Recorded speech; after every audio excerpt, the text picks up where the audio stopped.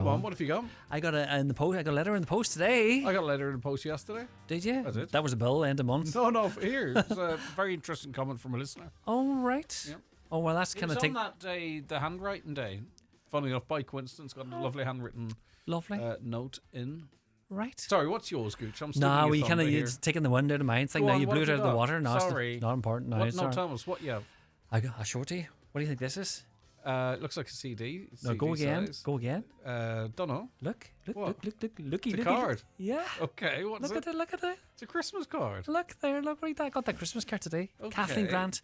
To Lee, thought you could do with another couple of donkeys. Thanks to you and Highland Radio for all the joy and help in 2025. From Kathleen Grant. Kathleen. See, Kathleen probably says Season's greetings. I see that. It's nice. Better late than ever. But just, it's nice. There's a surprise for you there. Nice cup of coffee. Oh, thanks, Shannon. Is that from you or him? Do you think that was delayed in the post? I think it was. It just came in. It was on the reception desk today. Okay. What do you think that? Don't know. Yeah. Maybe not enough stamps or something. Nice cards, isn't it? Lovely. Donkey. All right, come here, have a good show. You have two donkeys now, just Gaga? Just Lady Gaga. There's a horse in the field as well, so they're good buddies and stuff. But I might get another couple too. Couple of donkeys. The horse is the horse yours now? No, just the neighbours. Just the neighbours. But the donkeys can get lonely and stuff, so I might try another two. Well, you should, because there is a serious shortage of housing for donkeys. So. Yeah. Doing you good. And they're not waterproof as well, like a horse. Did you know that? No, I didn't know so that. So you need shelter for them. Okay, there you go. A horse is waterproof. Well, do you know the water repels off them? I don't know enough about horses, but I know more about donkeys. We don't like talking about animals. You get a bit stressed, so we'll leave it at that. Who gets stressed? You. Talking about animals? Well, last time we talked about chickens, you nearly had a fit. Oh, the chickens, Can we go? Woo! Buck, I'm going now. All right, then. It's a minute past 9. The Greg Hughes Show kicking off very shortly. But first, let's get a news update, and it's over to Ryan Bradley. Thanks, Greg. Good morning. A Donegal councillor has welcomed the news that period products are now available in the County Museum, the Regional Cultural Centre in Letterkenny, and in every public library across the county. This development builds on the original programme to tackle period poverty launched in June 2024, which introduced free period products across Donegal's public service centres and family resource centres. These venues now provide free pads and tampons available for anyone who needs them. Councillor Niamh Kennedy says this represents a positive step forward for women's health, and she'd like to see it extended further. What we'd love to see actually is to get them out into all of the public conveniences that we have across the county. I think it's very, very important. You can't underestimate, what people have to suffer with and the issues that they have.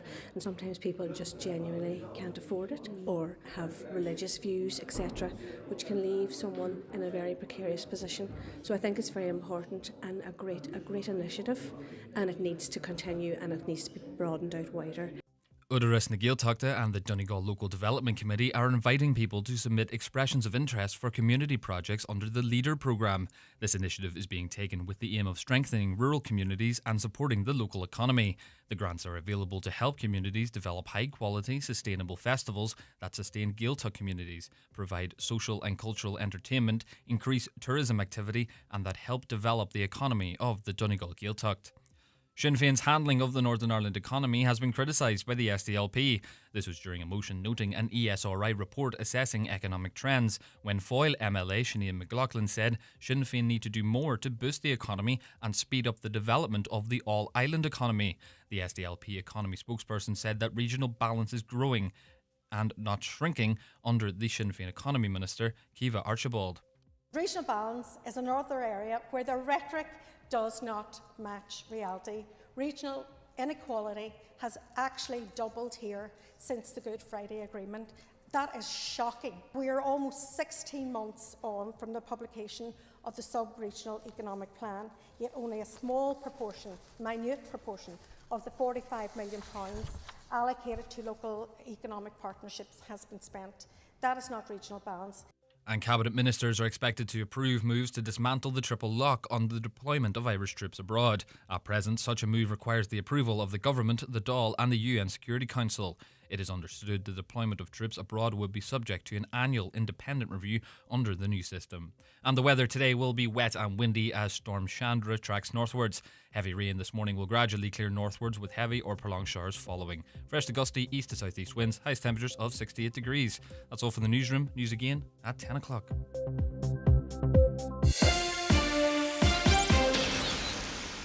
Choose technology. Choose versatility. Choose experience. Karcher pressure washers. Now available at your local hardware and electrical retailer. Choose Karcher. The talk of the Northwest. The Greg Hughes Show on Highland Radio. Hello and a very good Tuesday morning to you. Very welcome along to the programme on this, the 27th of January 2026. And as I was saying to Lee a little earlier on, for me anyway, Storm Chandra kind of came a little bit out of the blue. Certainly in this part of the world, I knew there was some sort of yellow wind warnings down the country, although it was extended to us. Maybe I'm just out of the loop on the weather. But anyway, it's not too bad out there, but there are trees down, and you have to be careful out there. There are trees down here, there, and everywhere, it would seem. So just be careful. I would imagine they were vulnerable after the last storm, and a few of the gusts this morning were enough just to tip them over the edge. But it can catch you out, and quite a bit of water lying on the roads as well. Right, if there's anything, by the way, in that regard, you need us to get out, 086 60 25,000, that's the WhatsApp and text number. That's the same number for you, of course, to comment throughout the course of this morning. You can give us a call as well on 074 91 25,000 or email comments at highlandradio.com. Lots coming up on the show today, including a very popular item, Community Garda Information. That's just after the 10 o'clock news, or not far off thereafter. Right, let's look at some of the papers this morning. We'll start with the Irish Times. And the Cabinet's expected to approve the abolition of the triple lock. This is a big issue for an awful lot of people, and they will have their concerns as to what this means going forward. Well, the government is set to reject a recommendation from an Oireachtas committee to have a formal legal review before Irish troops are sent abroad on peacekeeping missions once the triple lock is abolished. Cabinet is this morning expected to approve plans to push ahead with the abolition of the triple lock, which requires UN approval before Irish troops are sent abroad on peacekeeping missions. The Defence Amendment Bill is likely to be brought before the Oireachtas in the coming months, where opposition parties have vowed to fight the measure with support from NGOs and campaigning groups outside Leinster House. The bill, introduced by the Minister for Defence, Helen McEntee, who's also Minister for Foreign Affairs, will provide for the removal of the so-called triple lock, which is triggered whenever more than 12 members of the Defence Forces are being deployed outside the state as part of an international force. It provides that no Irish missions can be deployed without being sanctioned by three bodies: the United Nations, the government and the Dáil. So there's, a rough look at it, the pros and cons, or the fors and against.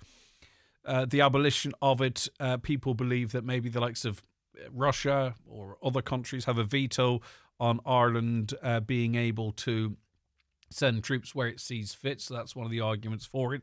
If there's a situation whereby we have Irish people in peril in a foreign country and a crack team can be sent in to help recover them or take them home, the argument is that the removal of the triple lock would facilitate that more easily.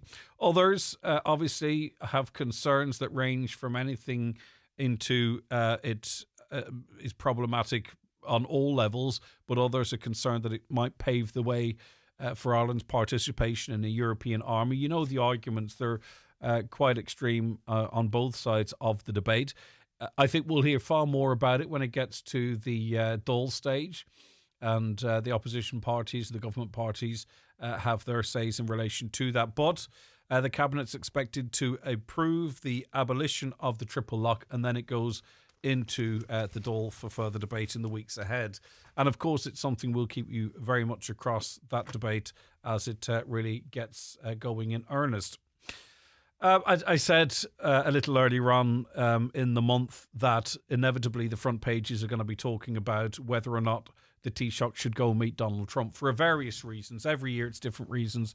You could pick any geopolitical situation, and that's the reason not to go, or any decisions that can be made even on American soil, don't go.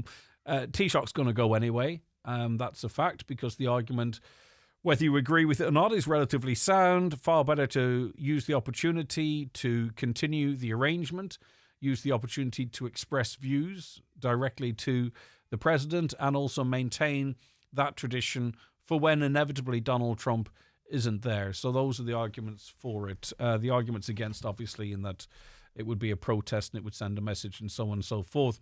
What I thought was interesting in this poll, as I say, that it's always going to go ahead no matter what happens. But what I think is interesting in this poll is it's a poll of people, the general public. And apparently almost half of you are opposed to the Taoiseach meeting with Trump for St. Patrick's Day. 47% of you, in fact. So I'll read on here. A clear majority of the public believe the Taoiseach should not visit the White House for St. Patrick's Day after the Greenland and Venezuela crises. An exclusive poll by Amarak Research carried out for the Irish Daily Mail has found almost half of the public, 47%, believe Micheál Martin should not travel to the Oval Office. The poll conducted between January 21st and 26th found 35% believe he should attend, 18% said they don't know. Those surveyed were asked to take into account Donald Trump's actions in Venezuela, where he abducted leader Nicolas Maduro, and Greenland, which he threatened to annex before backing down and, before he got everything he wanted and then backed down. So that's it. The majority of you, 47%, don't want Donald Trump to go, don't want Micheál Martin to go and see Donald Trump. There you go. Interesting. What did I expect? I didn't expect more of the public not to want him to go, to be honest with you. But anyway, apparently you're feeling better about life. Confidence levels among consumers edged up this month, but there is a warning that the improvements may only be temporary. This is the Irish Independent. The seasonal switch off from economic and financial news over the Christmas and New Year period, coupled with some New Year optimism that the turbulence of the past year may not be repeated, has buoyed consumers. However, confidence levels are down on what they were last month, or this month last year, according to the January Credit Union Consumer Sentiment Survey. So what this actually shows, right? We were talking, where was it? No, it's actually part of the podcast. We were having a conversation in the podcast and was talking about how, you know, the difference between now and previously. We're very fearful. But we're very fearful because everywhere we go, we're being told how bad things are or how bad things might get. And listen, I suppose I could say we play our part in that as well, right? Because covering current affairs, it can come across like that. But as soon as people switch off from the news, so the economic and financial news over Christmas, they feel better about life. They feel more optimistic about the year ahead. So it just goes to show, you know, this constant, you know, things are bad, things are dangerous, everything's bad. It does affect us and it affects our spending. And when we take even just a short break, we look forward to the year, we're all optimistic. So do we need to take a choice to sort of switch out of that stuff? I have said before, I believe that this show keeps up to date with everything, right? And maybe give news in the evening a bit of a break. Give the TV news a bit of a break. Going to bed with the 9 o'clock news ringing in your ears. Is it good for you? I don't know. We try to not be too not catastrophic. What's the phrase I'm looking for? Anyway, it'll come to me. Right, I'm just mentioning this. I haven't an obsession with Elon Musk, but yesterday Donegal County Council did vote, in fact, as far as I'm aware, to come off the X platform in protest at the nudification of images. They're not made fully nude, they're put into bikinis, etc. We chatted yesterday to Councillor Micheál Collum. He was proposing the motion, and councillors backed that motion. So the councillors have said to the executive, effectively, it's our democratic view that not only does the Donegal County Council come off the X platform, but it also announces that it is coming off it. So that was passed. Now, I mean, obviously, a motion is a motion. The executive will have to decide what the right thing to do is. They have the ultimate decision in relation to that, don't they? There is a few things to consider, I would say, if you don't mind me saying, in that, you know, there are people on Twitter. There's quite a lot of people on Twitter. And there is a responsibility for a local authority to be where people are. It doesn't mean you're endorsing the owner of the platform. It doesn't mean you're endorsing the content of the platform, but that's where people are, and it's a way to reach those people. It's also one of the most timely ways to deliver news and information. This road is closed. Here's the telephone numbers. The power's out there. This is what you should do. It's a means of getting in touch with the people. But also, a third string to that, and there are more strings, it's also a place whereby Donegal County Council can be held to account, right? So if people are upset with the council about certain moves or what have you, they can tag in the council and say, look, I don't think this is right. I wish you would do this. So in other words, it's a point of accountability.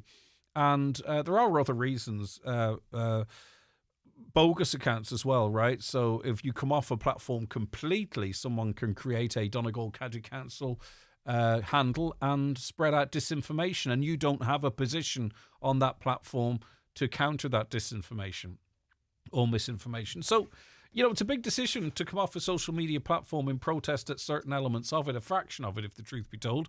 But the councillors want the council off X, and it'll be up to the council whether or not they come off X now. What do you think? Do you want to talk about that a bit more, or are you sick and tired of it? But the reason I brought that up is A, to give you an update on that motion, because we talked about it yesterday, but also B, to talk about comments from Maria Walsh. Maria Walsh is very active on X, but she wants Elon Musk's AI app, Grok, which allowed users to create deepfake sexual images, to be immediately suspended. It was announced yesterday that the European Commission has launched a probe into the tool. Global pressure has been mounting on Musk after sexually explicit... they are... Sexually explicit fake AI images have been shared of adults and children, so they've been put into compromised positions or reduced to underwear. EU Commissioner for Tech Sovereignty, Henna Verdunen, said the inquiry will determine if X has met its legal obligation or whether it treated rights of European citizens, including those of women and children, as collateral damage. Now, it stopped the ability to do that, so the horse has bolted at this stage. But anyway, what do you think? I heard Lee mention it. I'll just reiterate it because people listen to the radio at different times of the day. Fair play to Centra. They flogged almost 10 million chicken fillet rolls last year. That's a lot of chicken from one place, isn't it? The retailer revealed the enormous demand for the lunch favourite helped push sales up 4.6% to a record 2.2 billion last year. It yesterday reported bumper growth across deli, coffee and ice cream during 2025. And Centra chiefs told how its deli section delivered growth of 7.4% across last year. 10 million chicken fillets sold. And just a wee heads up for you, it's not covered extensively, but in case you are using Aptamil baby milk, batches of Aptamil infant formula are being recalled in Ireland, despite earlier assurances that the product had not been distributed in the country. The affected product and batch is 800 gram packs of Aptamil 1 from birth, first infant milk, with an expiry date of October 31st, 2006. It's probably unlikely any of you have that in your house, but I thought I would mention it rather than not. So it's just been recalled, just in case you did pick some up across the border or in a local shop. Right, we'll be back with so much more on the programme after a quick break. Newspapers are kindly supplied by Cosgrove Centra, Mountain Top Letterkenny. Now with the new look Mountain Top Diner. The Greg Hughes Show on Highland Radio. Text WhatsApp 086 60 25000. Call 074 91 25000 or email comments at highlandradio.com. The Greg Hughes Show, brought to you by Kelly's Toyota, where you can now test drive our electric Toyota BZ, where true SUV design meets performance. If you're considering making some changes in your home, visit the big January sale now on in McGinley's Furniture Letterkenny. There's great reductions in every department, with big savings on suites, beds, mattresses, living room and dining room furniture. Also on occasional furniture, including lamps, pictures and mirrors. That's all in the big January sale, now on at McGinley's Furniture, Portlink Business Park, Port Road, Letterkenny. See mcginleysfurniture.com. Donegal County Council is varying the county development plan and is inviting members of the public to have their say between the 16th of January and the 13th of February. The proposed variation will provide for new area plans for Anclahan Lea, Ballyshannon, Bridgend, Carndonagh, Donegal Town and Killybegs. The variation will also provide for the rezoning of certain lands in Stranraer, Buncrana and Letterkenny. Full details of the proposed variation, including details on how to make a submission, can be found on the Council's consultation website, consult.donegal.ie. There's a smarter way to feel fitter, stronger and more confident. Fit20 Letterkenny offers safe, science-based strength training in just 20 minutes a week. Improve strength, posture, bone density and confidence at any age. Try your first introductory session free. Find us at Fortland House across from the New Dunn stores or online at fit20.ie. At DoorTech Garage Door Systems in Kilmacrennan, we specialise in the supply and installation of all types of industrial roller doors and garage doors. Whether for your home, business or farm, our doors offer the security you need. For premium quality doors, call DoorTech on 9139941 or visit doortech.ie. Highland Radio Time Checks brought to you by EirGrid, the operator and developer of Ireland's electricity grid. EirGrid, powering up communities, powering up Ireland. The time is? The time just turned 20 minutes past 9. Now, road users are advised that there is flooding at the junction between Watery Road, that's the L1841, and the R238 Regional Road at Burnfoot Village. It is passable with care, but as soon as you're going into water, it's on your own head, be it, right? There are low cables blown out onto the road at Castle Shanahan School on the Letterkenny to Ramelton Road. Lorries will need to be careful. Again, it's not to be preachy, but just to offer advice that there is quite a bit of disruption with the wind in terms of branches out on roads, trees out on roads, water lying on the roads as well. So no need to stay at home per se. But if you have to go out or if you're going out, just exercise a wee bit of caution because you don't know what's around the corner. Right, now, Tom Murray is the president of the Irish Pharmacy Union and owner of Murray Pharmacies, and he joins me on the show now. Good morning, Tom. Morning, Greg. How are you? Not too bad. Now, pharmacies across the Northwest are being urged to sign up for the Common Conditions Services. What is the Common Conditions Services or service? Yeah, I'm delighted to say, Greg, it's part of what was agreed as the pharmacy agreement with the government and the Department of Health in August last year, and over 94% of pharmacies have signed up to offer the service. So basically, it's 8 common clinical conditions whereby the Department of Health, the government and the Minister recognising the excellence of the pharmacist, the accessibility of the pharmacist and the urgency of need of care for patients to come into pharmacies to where they'll be able to be prescribed prescription strength medicines by their pharmacist for the likes of impetigo, shingles, conjunctivitis, uncomplicated urinary tract infections, thrush and allergic rhinitis. And those are all common conditions where the earlier the treatment is received, the better. The idea is that it removes some of the pressure from those people attending GPs or indeed attending A&E, as some of them do if they feel they can't get a GP appointment, and to increase accessibility of patients to appropriate care in their local pharmacy whilst recognising the upskilling of pharmacists. Firstly, this is not then a service available at all pharmacies. How do we know if it is or isn't? Is it the majority? Is it the minority? What's the story? Well, over 94% have signed up. So it's almost every single pharmacy in the country. There's only 6% in the country that haven't signed up. They are available to find on the HSE Service Finder website. On the HSE website, you can actually Google common conditions and you can find a list of all the pharmacies that are offering the service. But with over 94% of them signed up, you would say that there is categorically that there's geographical coverage across the country because over 95% of people live within 5 kilometres of a pharmacy. So if the massive majority of pharmacies have signed up, then there's nobody who's denied that service geographically. Okay, and in terms of cost, is this a free service? So if I present with a cold sore, for an example, is the diagnosis and the writing of a prescription charged, and does that charge extend to those with a medical card? Unfortunately, yes, the service is currently private only. That's the way it was designed by the stakeholders involved. The medicine that is the outcome, if a prescription is prescribed, may well be covered by the medical card or by the drug payment scheme card if people have either of those two eligibility cards. But the service itself currently is private.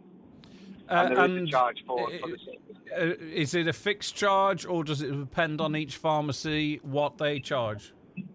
Well, it's dependent on each pharmacy. Unfortunately, competition law prevents me suggesting a charge, but it is dependent on each pharmacy. But all pharmacies since the 1st of January now display a list of prices in all their pharmacies, so it's very easy for anybody to look in the pharmacy or just contact the pharmacy and ask them what price they charge for the prescribing, for the appointment, because it is a consultation base. It takes 10 to 15 minutes, so it is a full, formal, structured consultation, which may or may not result in the writing of a prescription. And then you have the option to get that prescription dispensed in that pharmacy, or if you want to, you can take it to another pharmacy to get the medicine supplied there. Is there also a charge? Anywhere else. Is there a charge if the pharmacist doesn't believe a prescription is required, or if it's outside the scope of the common condition service? Do we know if there would be a charge even if it didn't result in a prescription? If it's outside the scope, then I would imagine the pharmacist wouldn't go ahead with the consultation, and the consultation was cancelled.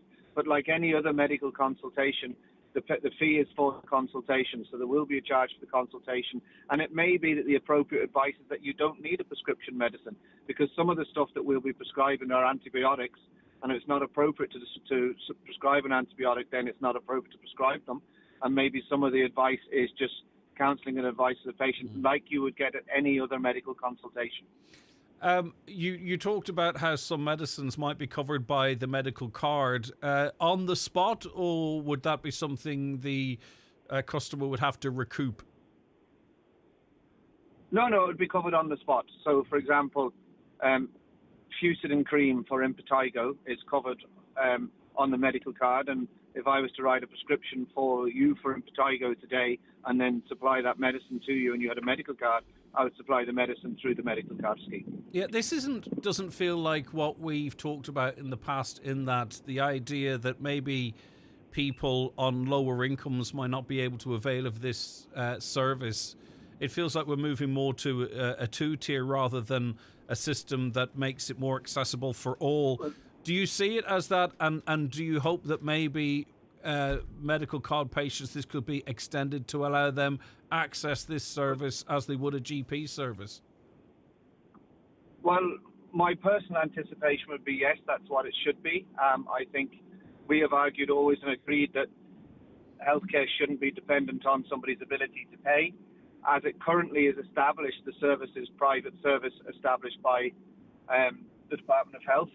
So, unfortunately, I don't have the influence on that, but I would like to see it extended as the service grows and as more and more people use, and as the Department of Health grows confidence in the data that they see from the prescribing of pharmacists, as it does in other jurisdictions.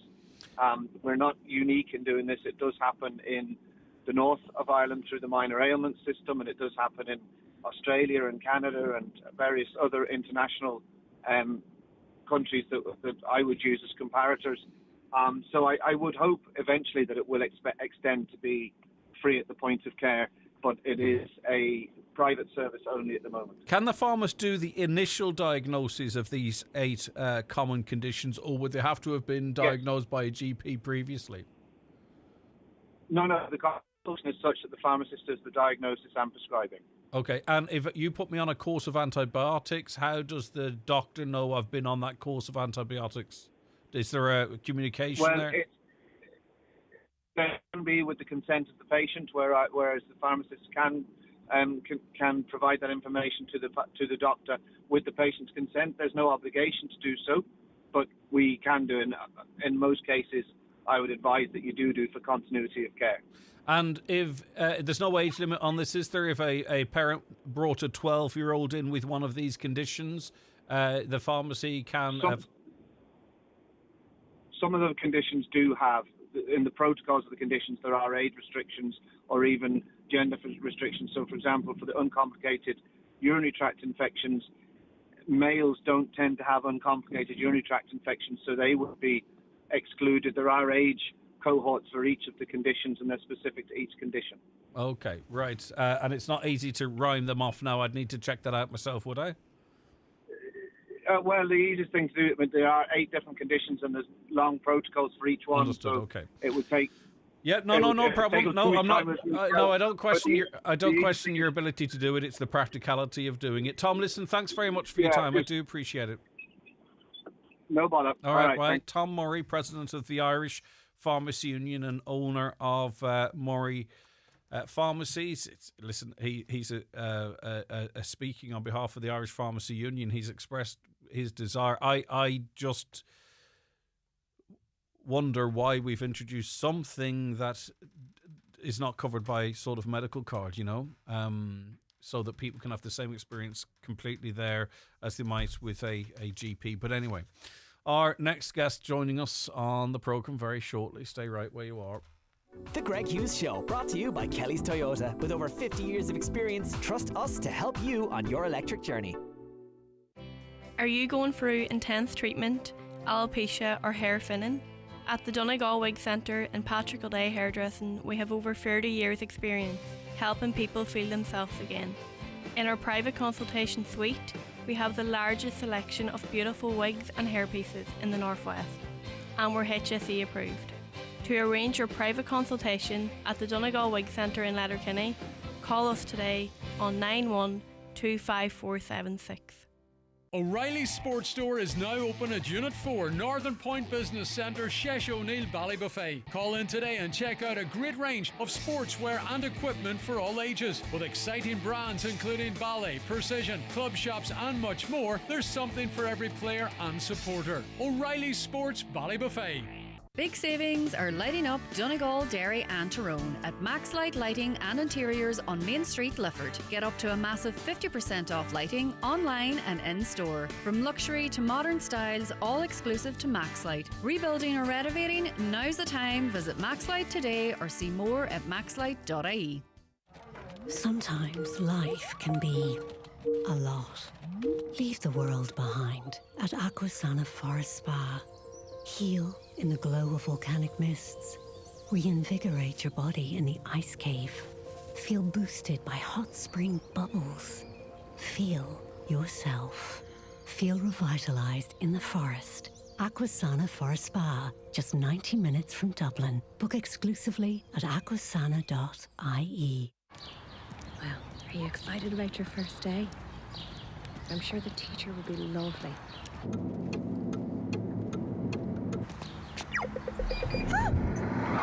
Sometimes the moments that never happen matter the most. And with safe space technology, the Volvo EX90 sees things you might miss. Meet the Volvo EX90, designed to be the safest Volvo car ever made.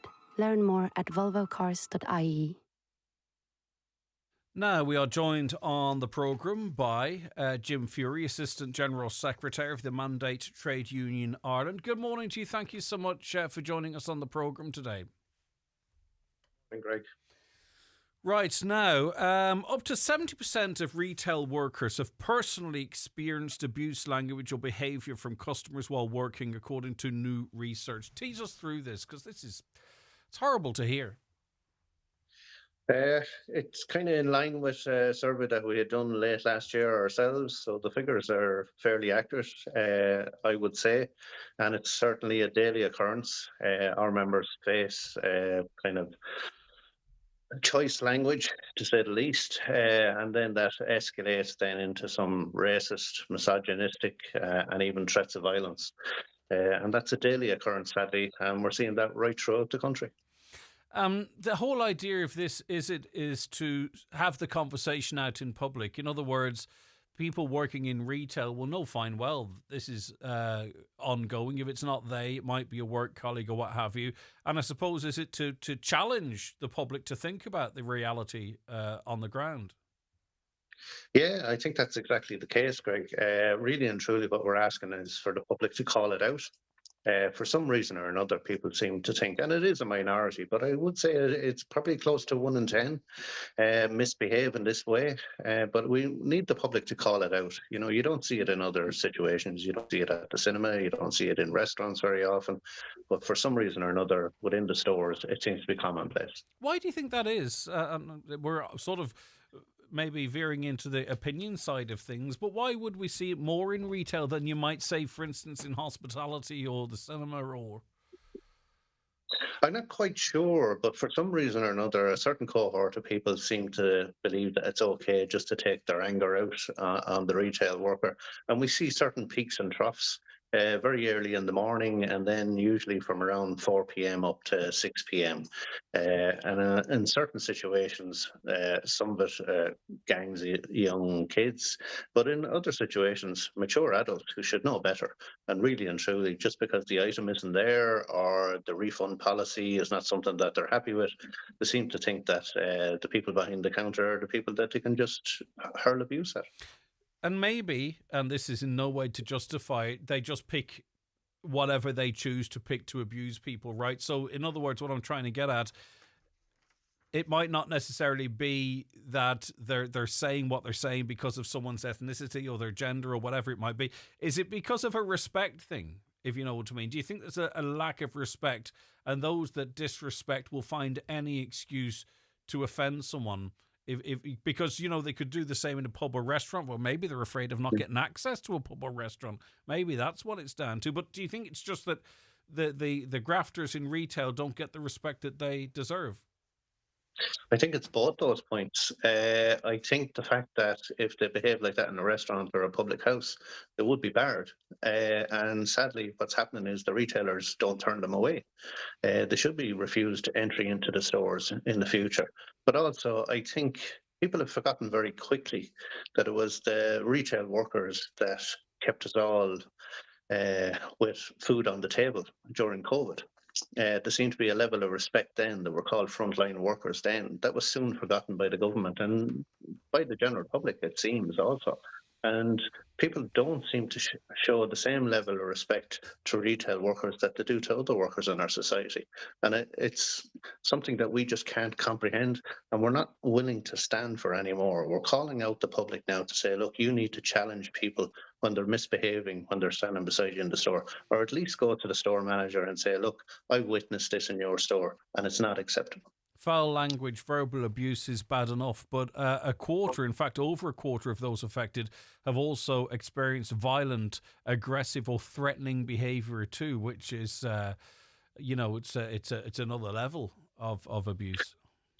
Yeah, and it's becoming more and more commonplace, and it's something that I suppose there's a tradition in retail of families working within the retail. And what we're seeing now is, because it's so frequent and because it's so frightening, a lot of the current workers are advising their family members not to go into the retail sector.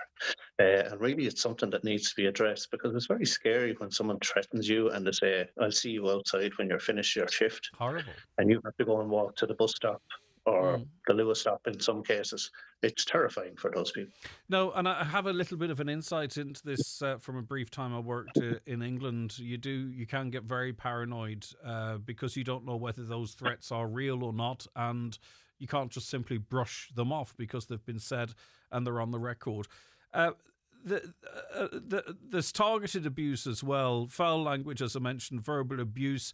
A lot of the abuse is based on a person's race or their gender as well. Yeah, and what we see is that it's an easy target. The racial slurs are hurled at people.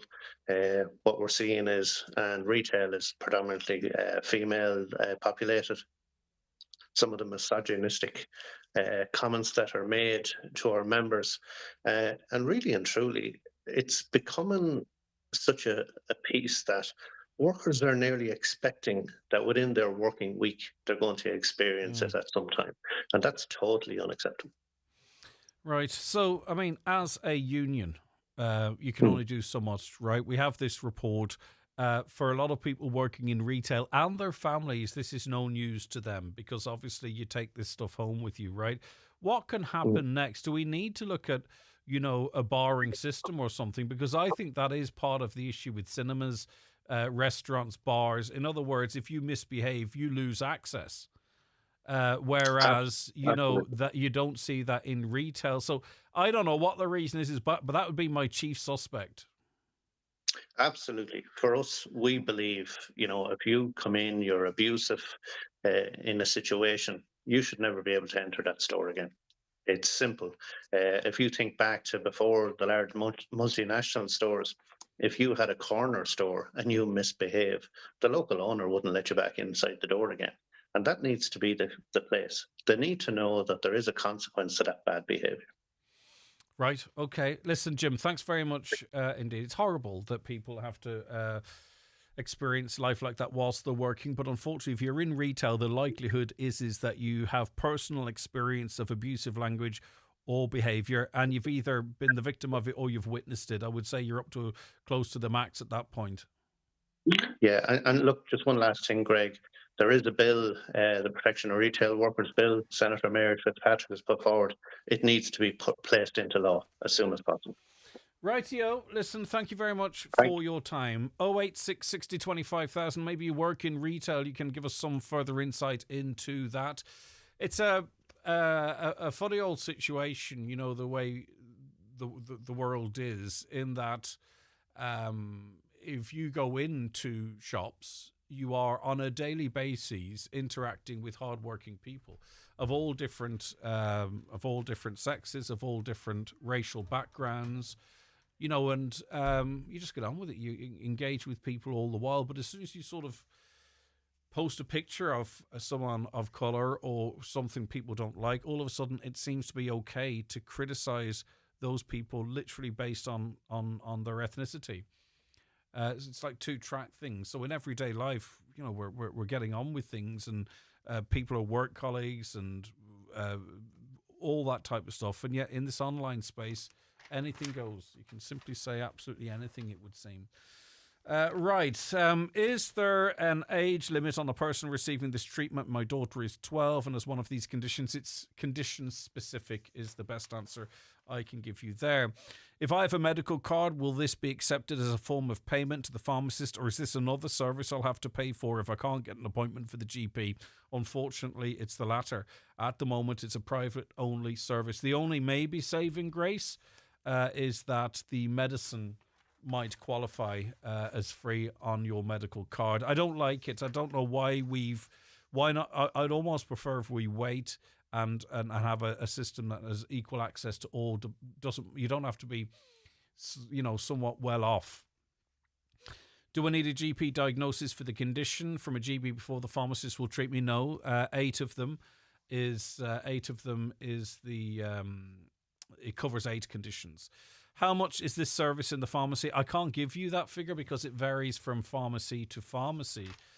And there's more coming in relation to that and the abuse of shop workers. Right, back with more after the break. The Greg Hughes Show, brought to you by Kelly's Toyota, Port Road, Letterkenny. Stockists of a wide range of used passenger and commercial vehicles. Are you female, currently unemployed and looking for a new career in construction? Rural Enterprise SkillNet is delighted to announce the next Women in Construction programme commencing on March 2nd in Letterkenny. For more information or to apply, visit ruralenterpriseskillnet.ie. Closing date for applications is February 16th, with interviews on February 18th. This Rural Enterprise SkillNet programme is co-funded by the Government of Ireland and the European Union. McCullough Jewellers in Letterkenny are synonymous with fine jewellery, quality watches and giftware, with stores at Main Street, Letterkenny and the Letterkenny Shopping Centre, or online at ormccullough.com. You can choose from their quality product range in a relaxed atmosphere, and their sales staff will be happy to help you make the right choice, whatever the occasion. McCullough Jewellers, making moments magical for generations. Come and discover the brand new menus at the Water's Edge restaurant, Rathmullen. Open 7 days from 9 a.m. to 9 p.m. Enjoy freshly prepared dishes with stunning waterfront views. Book on 074 98 91352 or visit the Water's Edge Hotel Rathmullen on Facebook. Takeaway options now available for breakfast, lunch and dinner. Well, it could have been the whiskey. It's that time of year again. Time for the Highland Radio Birthday Bash. Come celebrate with us at the Mount Errigal Hotel on Tuesday the 24th of March for one massive night of live music and great crack. Music on the night from Mike Denver, Jimmy Buckley, Patrick Feeney, Aoife Neal, myself David James and the Tumbling Paddies, all together for one unforgettable show. That's the Highland Radio Birthday Bash, Tuesday the 24th of March. Tickets now on sale at highlandradio.com.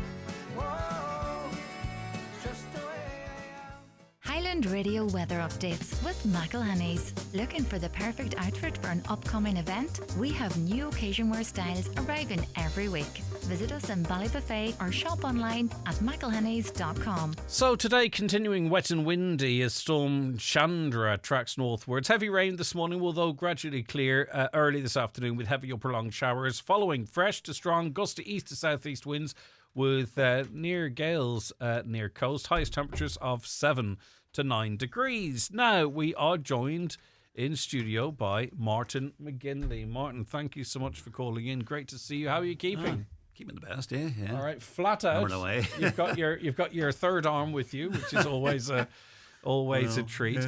Yeah. We're going to hear some music from you, but first I want to talk about the event that's coming up.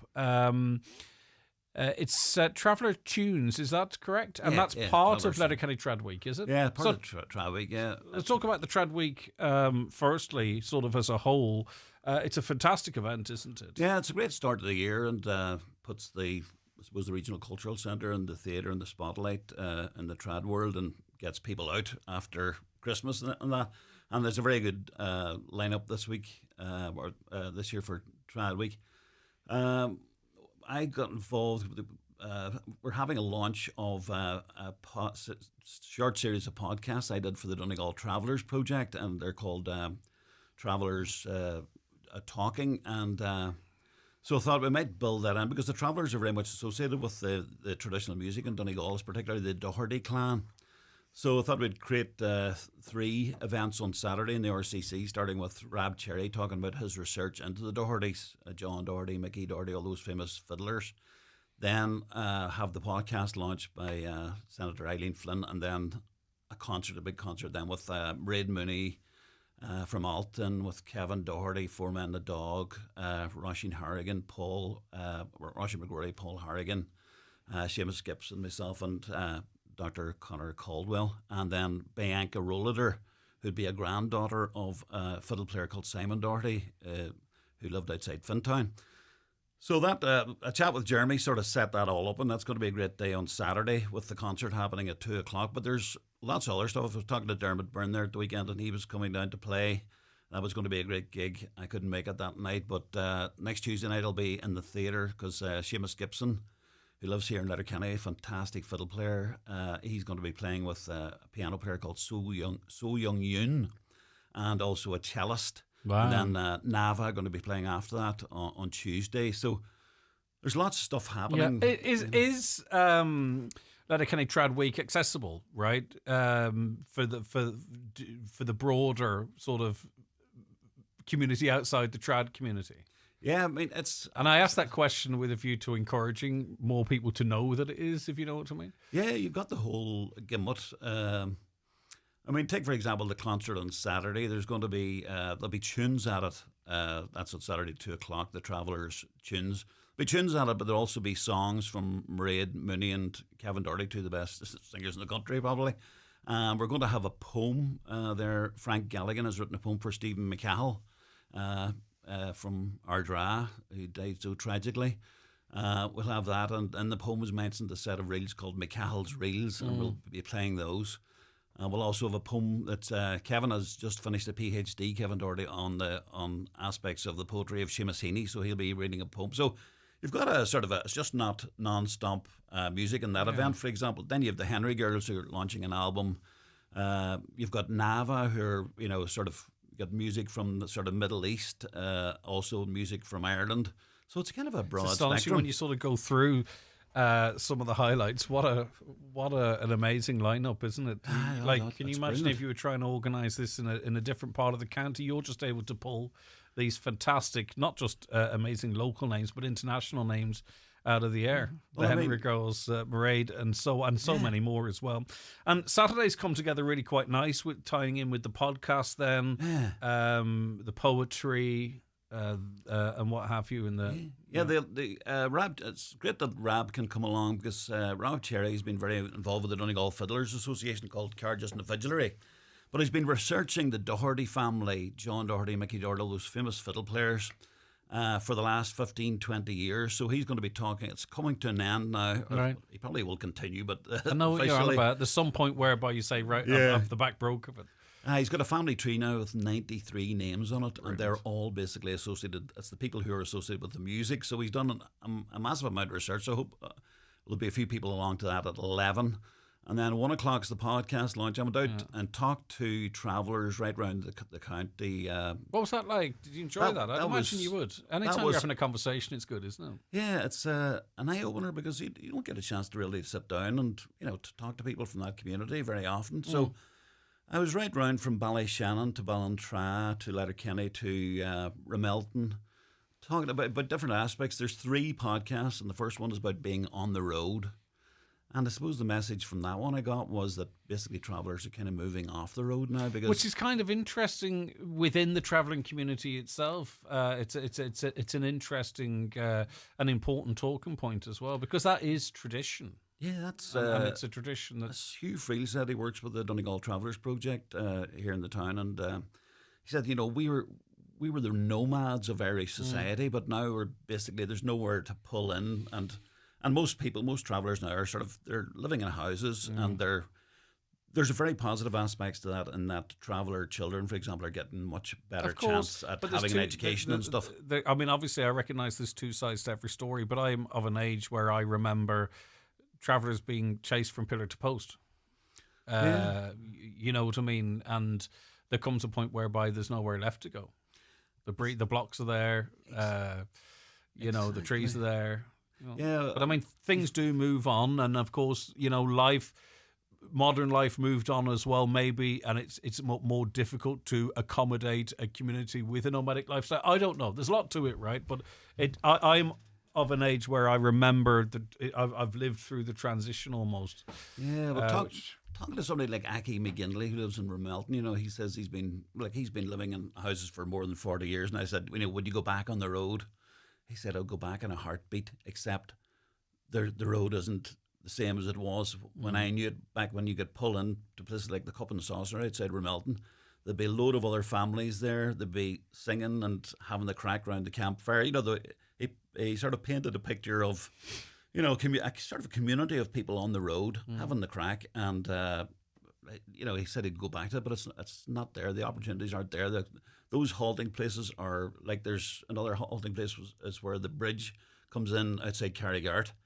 That's totally changed as well. That used to be a great place for travelling for parties. Ballantrae there was a traditional place there, and then it became sort of enclosed, and I'm not sure if it's heavily populated now, but they're all over the place.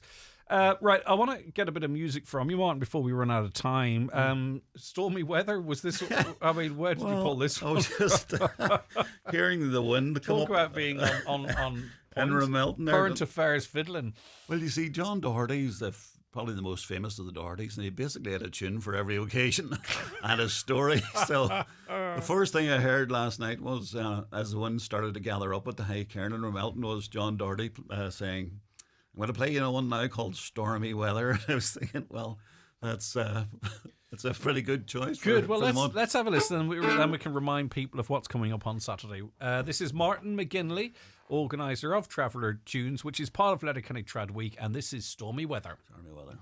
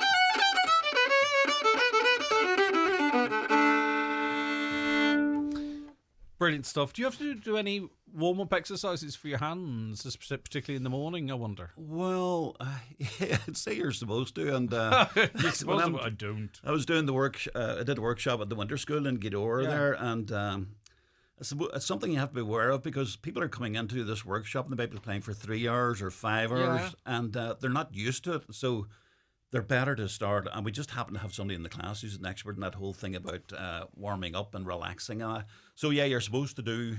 I would imagine so, because the complexity of the movements. Martin McGinley is here to talk about the Traveller Tunes event. It's a high-profile traditional music concert, Travellers Tunes. It's taking place at the Regional Cultural Centre, Letterkenny, on Saturday at 2 p.m, and it is part of that wider Trad Week, Letterkenny Trad Week, and the event celebrates the significant contribution of travellers to Donegal and Irish traditional music, with a particular focus on the Doherty family tradition.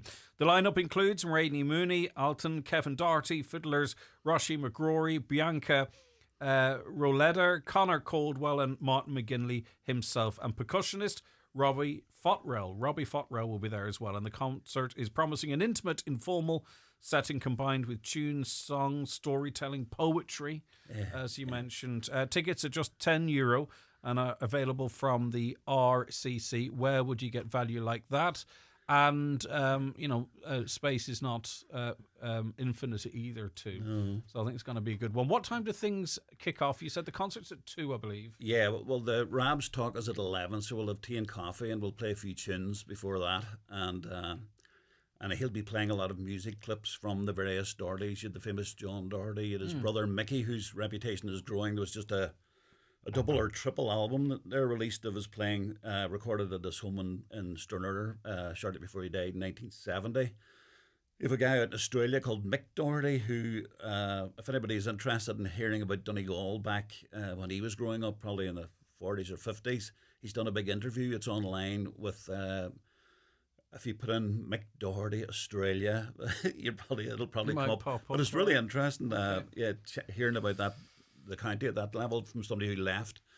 And Simon Doherty, the list goes on, just one musician after Family another. Tree, 94, 96, did you say? What's that? The Family Trees? Family Tree, 93 different 93, names on there you it. So he's done a massive amount of work. That's at 11 o'clock. And then at 1 o'clock, there's the podcast launch. Senator Eileen Flynn is doing that. And David Friel, who lectures in the ATU, he's chairing. So that podcast project was sort of the brainchild of Siobhan McLaughlin and the team at the Donegal Travellers Project. And, people should, I think, know more about travellers because, they're interesting people and they have interesting stories to tell. More than an opportunity to have a sampler on Saturday. Yeah, and then the podcasts are going up on Apple Podcasts as well, Brilliant. 3 podcasts. So that'll be, and then the concert at 2. So it's going to be a bit hectic because there's other things happening on Saturday as well. For example, like 6 o'clock, I think Declan Doherty's exhibition is officially opening at the RCC. And then that night at the Greenan, we'll be remembering one of our great musicians, Ted Ponsonby.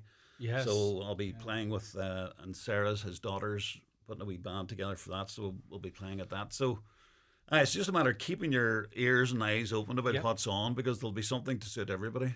All right, Martin, listen, thank you so much for calling up. I really, really do appreciate it. And we'll link...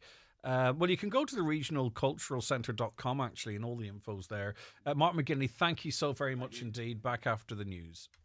The Greg Hughes Show, brought to you by Kelly's Toyota, where you can care for your car with Toyota Relax, giving you an additional year's warranty with your service. Terms and conditions apply. Buying or moving home can be a strange mixture of excitement and stress. So the last thing you need is worrying about conveyancing. Time to call McElhenney and Associates. They'll move that property transaction along swiftly, make sure everything's in order, and prevent any nasty surprises. Residential, commercial, leasing, or voluntary transfer, call today on 074 917 5989 or find us online. We'll do the paperwork, you do the wallpaper. McElhenney and Associates, Solicitors, Stranorlar. How can we help? In contentious business, a solicitor may not calculate fees or other charges as a percentage or proportion of any award or settlement. Us pigeons see everything when we're flapping around up here. Well, almost everything. See, burning certain fuels releases invisible toxic pollutants, which can trigger asthma and lead to serious illness. So if you're going to light a fire in your home, make sure to use low smoke fuel. Oh, and never wing it burning rubbish. Choosing low smoke fuel is better for all of us. Let's clear the air for everyone. And remember to clean chimneys and heating appliances at least once a year. Brought to you by the Government of Ireland. Drivers know what trouble sounds like. No. Okay. Forward. Oh no. Oh, please no. Oh no. That's why they get cover from Ireland's soundest car insurance provider, SuperValue Insurance. Thanks for calling us, Finn. And don't beat yourself up about it. Sure, I'm driving 10 years and parallel parking still baffles me. Get a quote from SuperValue Car Insurance to get 10% off online. And we'll even throw in €40 in vouchers. T's and C's apply. Vouchers include two €20 or €40 spend. This car insurance is underwritten by AXA Insurance DAC. SuperValue Financial Services DAC, trading as SuperValue Insurance, is regulated by the Central Bank of Ireland. Ireland loves an underdog story. The little guy who beats the odds to make a big impact. Like the new Dacia Sandero and Sandero Stepway. No wonder over 3 million drivers have chosen this compact car that over-delivers in every category. Loaded with features, easy on the wallet and great to drive. You can see why the Irish Independent says the Dacia Sandero offers exceptional value. Starting from €18,890. Dacia. Drive more for less. Price excludes delivery and related charges. T's and C's apply. See dacia.ie. Live, on air, online and on the Highland Radio app. This is Highland Radio News. Good morning, it's Donna Marie Doherty with the news at 10 o'clock. The government is expected to approve moves to dismantle the triple lock on the deployment of Irish troops abroad. It currently requires the approval of the government, the Dáil and the UN Security Council. But it's being proposed at Cabinet this morning that the Security Council element be removed, given concerns about the use of the veto by both Russia and the US. Excuse me. Defence Minister Helen McEntee says the plans to do so impact Ireland's neutrality. This reinforces the proud tradition that we have as a peacekeeping country. This reinforces the ability of our troops, our Defence Force members, to continue to engage in peacekeeping missions on the ground, which they have done so for many, many decades, something that we're extremely proud of as a country. A Donegal County Councillor says the fight against period poverty has taken another step forward.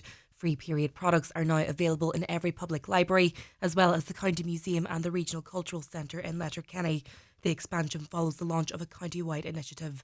Councillor Niamh Kennedy says the programme promotes equality, dignity and should continue to grow. What we'd love to see actually is to get them out into all of the public conveniences that we have across the county. I think it's very, very important. You can't underestimate, what people have to suffer with and the issues that they have. And sometimes people just genuinely can't afford it or have religious views, etc., which can leave someone in a very precarious position. So I think it's very important and a great initiative, and it needs to continue and it needs to be broadened out wider.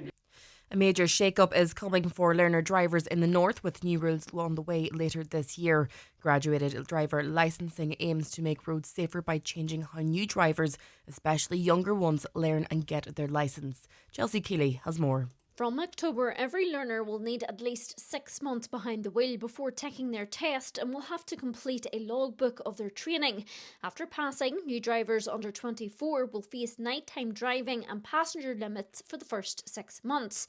The amount of time drivers need to display their special plates has also doubled to 2 years. The SDLP says regional economic balance in Northern Ireland is worsening under Sinn Féin. Speaking during a motion referencing an ERSI economic report, Foyle MLA Sinead McLaughlin said Sinn Féin must act faster to grow the economy. Ms McLaughlin said progress on the all-island economy has been too slow and accused Economy Minister Kiva Archibald of failing to address regional disparities. Regional balance is another area where the rhetoric does not match reality. Regional inequality has actually doubled here since the Good Friday Agreement. That is shocking. We are almost 16 months on from the publication of the sub-regional economic plan, yet only a small proportion, minute proportion, of the £45 million allocated to local economic partnerships has been spent. That is not regional balance. An appeal has been made for community projects to apply for Leader Programme funding in Donegal Gaeltachts. Udaris na Gaeltachta and the Donegal Local Development Committee say the initiative is focused on strengthening rural communities and supporting the local economy. Funding is available for sustainable festivals that provide cultural and social events, boost tourism and help drive economic growth in Gaeltacht areas. Government ministers will today find out where they're visiting for St Patrick's Day. The agenda is being signed off in a cabinet this morning, but it comes amid calls for the Taoiseach to not travel to the White House in light of Donald Trump's latest threats and actions. But Micheál Martin says he will accept the invitation if it comes. It's difficult to comprehend that people would say that we shouldn't engage. We engage with governments all over the world. We continue to work diplomatically in terms of the multilateral order. And we have engaged with American governments, successive American governments now for a considerable period of time, and we'll continue to do that. Looking now to the weather forecast, today will be wet and windy as storm Chandra tracks forward. Heavy rain this morning will gradually clear northwards with heavy and prolonged showers following. That's with highest temperatures of 6 to 8 degrees. That's all for now from the newsroom. Back with headlines at 11 o'clock.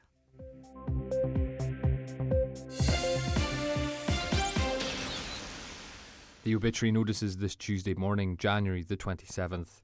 The death has occurred of Dominic Michael McDermott, Ballyhillian, Mallinhead, and formerly of Manchester, UK. Dominic's remains will leave Eamon McLaughlin Funeral Home this evening at 5 p.m, returning to his home. His remains will repose at his home tomorrow from 2 p.m. to 9 p.m. Funeral from there on Thursday at 10:20 a.m. for 11 a.m. Requiem Mass in St Mary's Church, Lag, followed by burial in the adjoining cemetery. Family flowers only please, donations in lieu if desired, to the Irish Cancer Society, care of any family member or Eamon McLaughlin Funeral Director. The death has occurred of Peter J. Timoney, Ballymacool, Letterkenny. Peter's remains will be reposing at his late residence in Ballymacool today from 12 noon with rosary at 9 p.m. There will be a shuttle bus in operation from O'Donnell Park. Funeral from there tomorrow at 10:15, going to St Eunan's Cathedral, Letterkenny for 11 a.m. Requiem Mass, which can be viewed on churchservices.tv. Interment afterwards in Conwell Cemetery. Family flowers only please, donations in lieu of flowers if desired to the Donegal Hospice, care of any family member. The death has taken place of Margaret Maggie Curran, née Gallagher, of Ards, Creeshla. Her remains will be reposing at her late residence today from 11 a.m. until 10 p.m. Funeral Mass in St Michael's Church, Creeshla tomorrow at 11 a.m. Burial afterwards in Doe Cemetery. Funeral Mass can be viewed live on mcn.live. Family time please from 10 p.m. to 11 a.m. and on the morning of the funeral. Family flowers only please, donations in lieu if desired to the Lake House Comfort Fund, Port Nabla, care of any family member, or James Harkin Funeral Director. The death has occurred of Sally Sarah Foy, Cregan, Stranorler, reposing at her home today until 9 p.m. Funeral leaving from there tomorrow at 10:15 a.m. for 11 a.m. Requiem Mass in St Patrick's Church, Crossroads, Killygordon. Private cremation on Thursday in Lakelands Crematorium, Cavan. The Requiem Mass can be viewed live on the parish YouTube channel. Family flowers only please, donations in lieu of flowers if so desired, directly to the Donegal Hospice or care of any family member. The death has taken place of Margaret Boyle, née Bonner, Mullet Duff, 9, Kincasla, County Donegal, reposing at her home today from 11 a.m. until 9 p.m. Funeral Mass at St Mary's Church, Kincasla tomorrow at 11 a.m, followed by interment in Belcroot Cemetery. No flowers please, donations in lieu to the Donegal Hospice, care of McGlynn Funeral Director or any family member. For family information and more details regarding wakes and funerals, please go to highlandradio.com.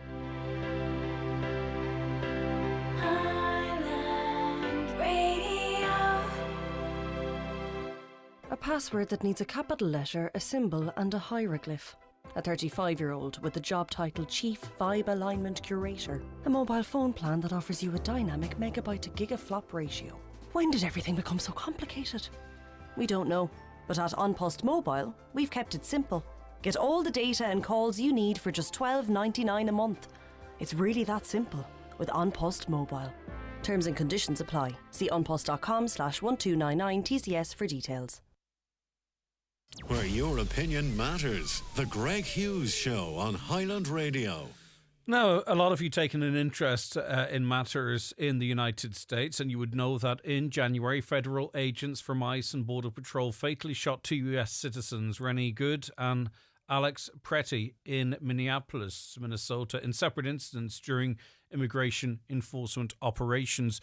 Now, a top US immigration official is expected now to leave the US city of Minneapolis in what may mark a shift in the White House's tone after the fatal shooting of that second US citizen by federal officers over the weekend. Larry Donnelly is a Boston attorney, a University of Galway lecturer and a political columnist, and he joins me on the programme now.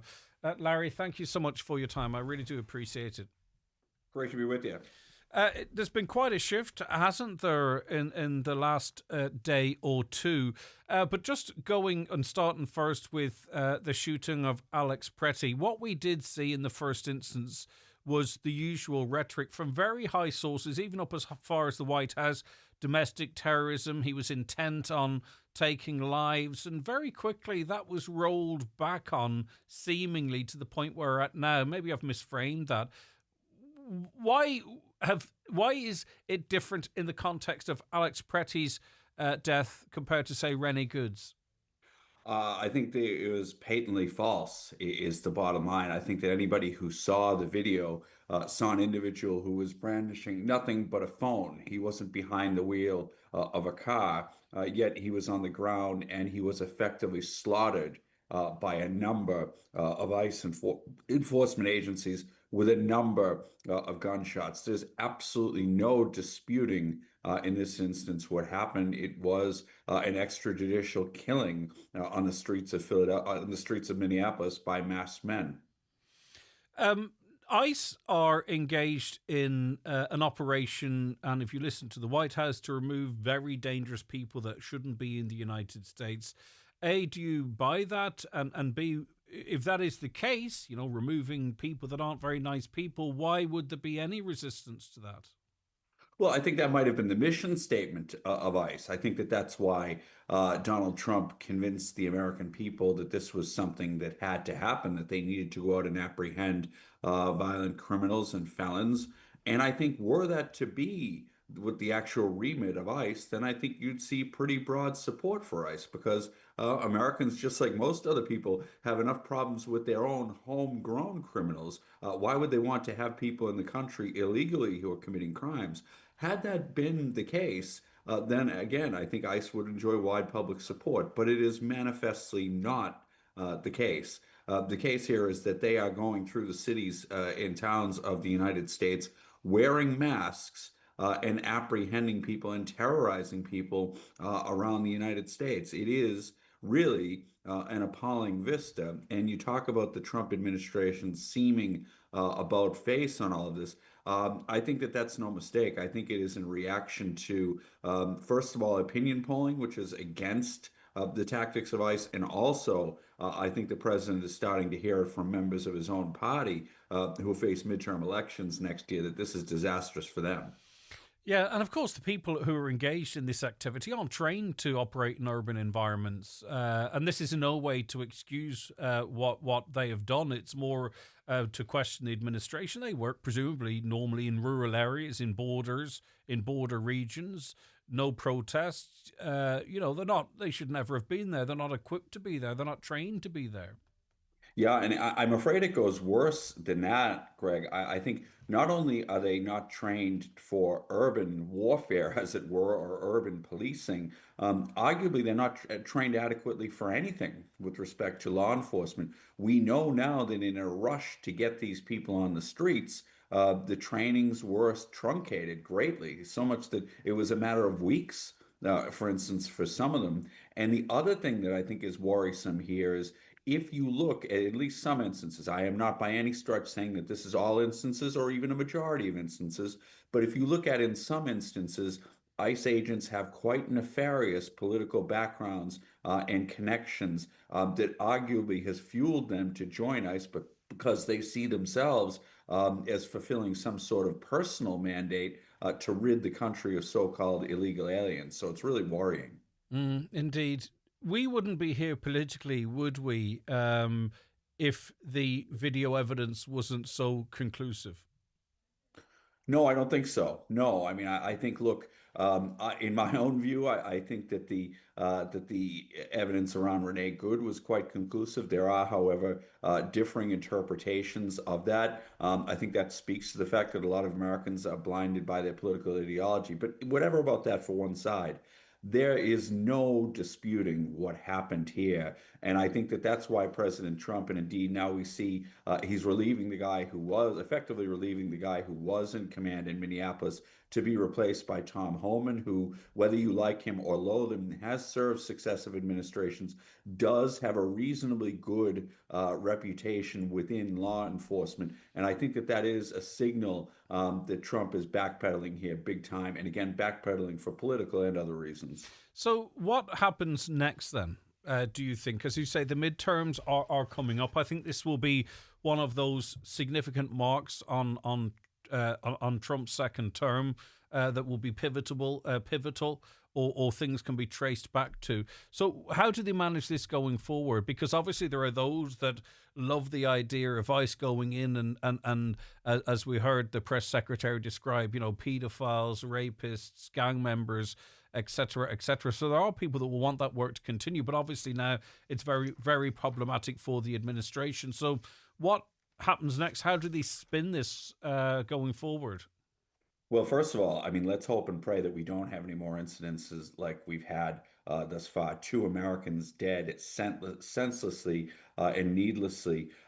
What I expect to happen is that ICE will take a much lower profile. I think that will be the idea is that to get ICE off the TV screens and news programs every single day where they are the lead item because it is not doing the president or the Republicans any good. And perhaps under Homan, perhaps they might return to that original remit where it is actually a narrow focus on people who don't have the right to remain, people who have committed, in many instances, appalling crime. If they can rededicate to that remit, then perhaps they can claw back some of the political support that they've lost. But make no mistake, I think significant damage has been done here. And again, we spoke before, Greg, about the constituency one of the constituencies that arguably swung it for Donald Trump last time is Latinos, the fastest growing group of Americans. He has taken very real hits with them out of the ICE instances. And that, I think, is not going to help Republicans seeking election in the midterms. And just finally, obviously, America's hosting the World Cup, and there are people claiming to cancel tickets. Whether they do or not, I don't know. But people scrubbing their social media and what have you. If they decide to do that, that's up to them. But I mean, wouldn't be a massive fan of that. But anyway, but also too, in just general conversation, Larry, I'm rambling a bit. People seem less inclined to want to go to the United States, and then we hear reports from the United States of some of the big tourist hotspots not being as busy as they once were. Is that a big issue? And can the United States rehabilitate itself to the point whereby it becomes that dream to go there at least once? Yeah, a couple of things. We've definitely seen some hits. Anecdotal evidence suggests very strongly that arrival lounges in airports, especially in places like New York and in Boston, are operating a fraction of the capacity that they used to, that there's just not as many people going there. To me, that's quite sad because despite everything we've seen, I think America remains a great country, and there's an awful lot of Americans, it needs to be said, who are appalled by what they see, who are appalled by what's going on, for whom this isn't America. So it is worrying, but can America regain its stature? Look, America's seen low points in the past before. I have to be optimistic that better days are ahead, but certainly in my lifetime, Greg, we are really in uncharted waters with the depth of ill feeling from the Western world in the United States. Okay. Listen, Larry, thank you very much for your time as always. Larry Donnelly, Boston attorney, University of Galway law lecturer and political columnist. On the issue of pharmacies, Greg, if there is no automatic cross-communication between pharmacists and the GP, this could be disastrous and have disastrous consequences. If a doctor prescribed medication that was not compatible with a medication previously given by pharmacists, we can't presume that the patient will disclose all this information. It's interesting you picked up on that because that was a concern I would have as well we don't always say exactly what we're supposed to say in that situation. So if there's no automatic sharing of information, I do believe it could be problematic. That being said, perhaps they've taken that into account, and for the 8 conditions that pharmacists can prescribe, maybe there is a low risk of what you talk of there. On the issue of abuse of shop workers, I see a lot of it, mostly because they think retail workers are below them. Yeah, I think that's part of it. To be honest. Another, as a shop worker, it's amazing how much bad manners we witness.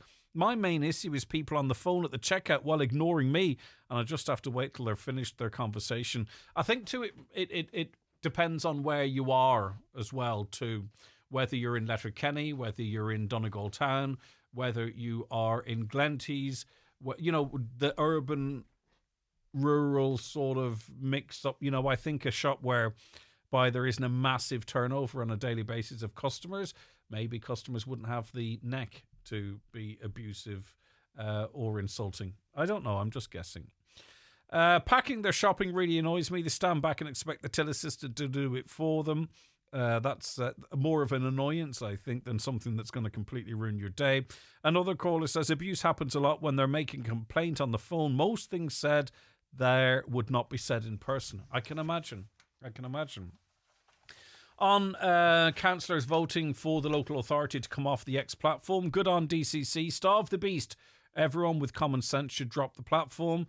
Another, Greg, you act like Twitter has more Irish users than any other social media. This is false. Twitter has never been a large platform compared to the actual giants. The reason Elon was able to buy it is because it was hemorrhaging money in the first place. This hasn't changed. It's why we had to rebuy it again with XAI, or he had to buy it again. I'm not overstating its importance, but people use different social media platforms in different ways. Instagram, more picture focused. Facebook, it has its own sort of way people use it. Next is kind of information and news, and a way most organisations around the world communicate with people. That's just a fact. It's not an opinion. It's literally quite a fact. Governments, etc., etc. It's not just me saying it.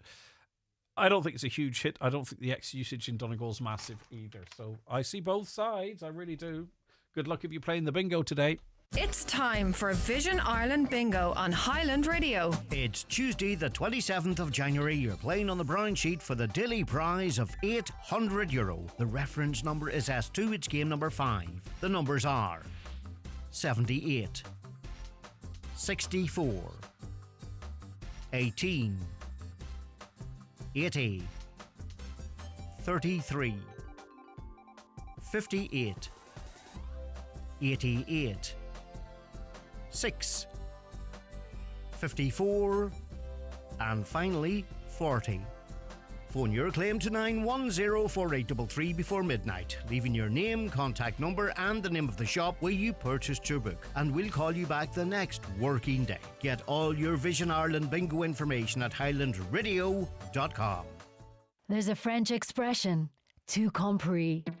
It means all included, perfectly expressed in the Peugeot hybrid and electric SUV range, featuring the compact 2008, our best-selling 3008, and award-winning 7-seater 5008, all with a 5-year unlimited mileage warranty. Discover tout compris for yourself at McGinley Motors Peugeot, County Donegal, today. From the morning routines to cosy family moments, Grant has been bringing comfort to homes for over 45 years. With our biofuel-compatible condensing boilers, heat pumps and underfloor heating, you can trust Grant to heat your home now and into the future. Think heating, think Grant. Visit grant.ie. The McElhenney's communion rooms are now open for 2026 bookings. Our diary is filling up fast, so book early to explore our gorgeous selection of communion dresses and accessories. Call 07491311217 today to secure your appointment with our expert team and find the perfect dress for your little princess at McElhenney's. The Greg Hughes Show, brought to you by Kelly's Toyota, Port Road, Letterkenny. Stockists of a wide range of Toyota commercial vehicles, your perfect business partner. The Community Garda Information slot is brought to you by Sheridan Security Systems, monitoring homes and businesses in the Northwest for intruder, fire, panic and medical signals. Call Sheridan Security on 91 26025. And you're welcome to Community Garda Information for this Tuesday, the 27th of January 2026. Our guest today is Garda Sean Sweeney from Buncrana Garda Station. Hi, Sean. Hi, Greg. Thank you so much for calling down and helping us with the item. And we'll start with appeals, if that's okay. And a burglary in the south of the county first. Yeah, it's occurred at a vacant property in the area of Ballyloughlin, Brooklas, between Friday the 9th of January and Wednesday the 21st. The property is believed to have been entered via a previously smashed window.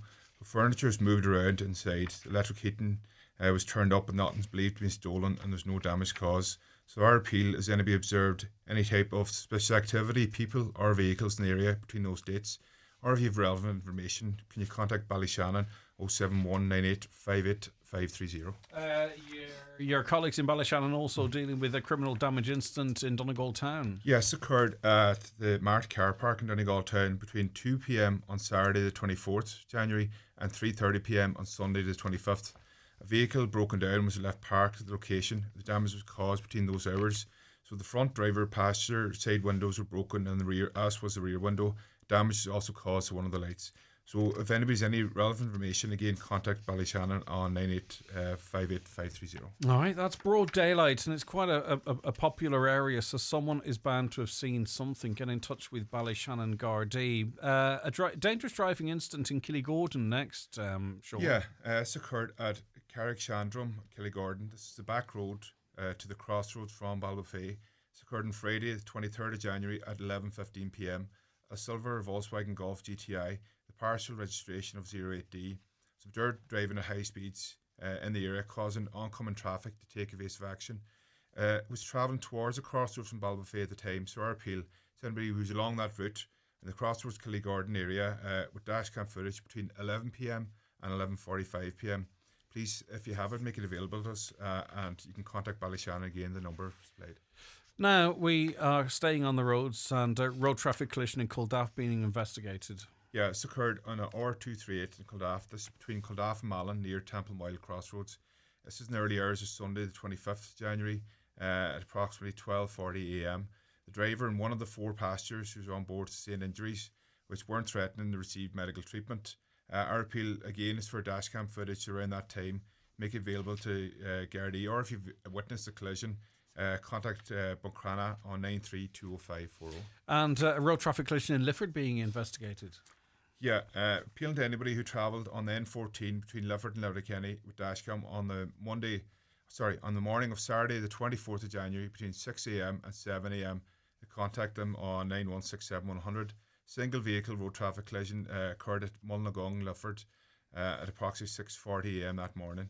The driver was travelling towards Letterkenny at the time of collision. She reported that a silver car was travelling in the opposite direction from Letterkenny towards Lifford. It overtook a lorry in a bend. She was forced to take avoiding actions by veering towards a grass verge to avoid a head-on collision. She wasn't injured, but her car was damaged. The other driver didn't remain at the scene. So, look, we're appealing to the driver of that silver car. Could you please come forward and get in touch with Gardaí in Letterkenny? Also, the driver of the lorry who was there at the time, could you please make contact with us? All right, okay. Now, let's get some information on some searches that have been conducted over the course of the last week in East Donegal. Yeah, so the Donegal Divisional Drugs Unit executed a number of search warrants at various locations in East Donegal. This was on Thursday, January 22nd, as part of Operation Tara. During the course of searches, they recovered controlled drugs, namely cannabis, cocaine, tablets, cash, and a number of firearms. The drugs and firearms be sent for analysis now, and files be submitted to the DPP, and investigations are ongoing.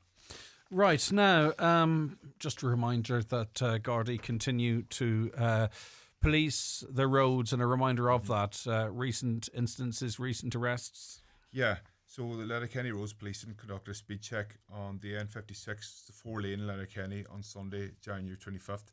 So a car was detected travelling at 135 kilometres per hour. The driver was then arrested and his charge appeared before court.